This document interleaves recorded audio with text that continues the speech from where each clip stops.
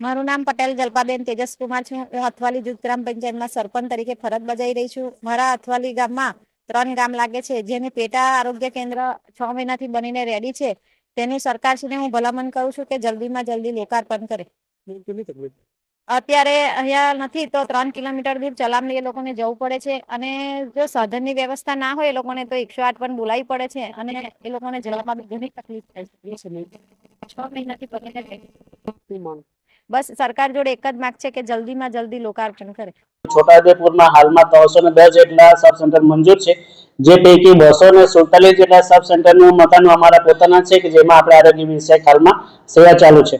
અને સાથે સાથે નવા મકાનોની કામગીરીની વાત કરીએ તો એમાં 23 જેટલા અમારા નવા સબ સેન્ટરની મકાનોમાં હાલમાં નવા મકાનનું બાંધકામ ચાલુ છે, અને 4 જેટલા સબ સેન્ટરનું કામ હાલમાં પૂર્ણ છે, જે આગામી 31 ડિસેમ્બર સુધીમાં આપણે એને લોકાર્પણ કરી અને લોકોની સેવા માટે એને આપણે અમલવારીમાં લાવીશું।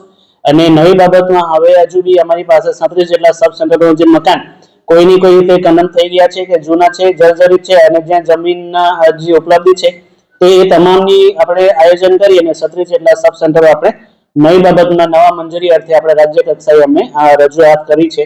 આગામી દિવસમાં જો આ ઇન્ફ્રાસ્ટ્રક્ચર હજુ બી અમને વહેલી તકે મળશે તો આપણે આરોગ્ય વિષયક સેવામાં લોકોની સુખાકારીમાં આપણા આરોગ્ય વિભાગ હંમેશા માટે કાર્યરત રહીશું એવી મારું નામ ઝાલા જયેન્દ્રસિંહ છે। હું પ્રાથમિક આરોગ્ય કેન્દ્ર ચલામલી ખાતે ફરજ બજાવું છું, જેની અંદર આપણા નાના માદરા આરોગ્ય કેન્દ્ર બનેલું છે, એનું ઉદ્ઘાટન કરવાનું બાકી છે। ઉદ્ઘાટન થયેલું નથી એટલે કેવું છે કે કોઈ બી સુવિધાનો લાભ લેવો હોય તો આપણે પ્રાથમિક આરોગ્ય કેન્દ્ર ચલામલી જવું પડે છે, આ બાજુ તાડકાસલા અને બોડેલી સુધી જવું પડે છે।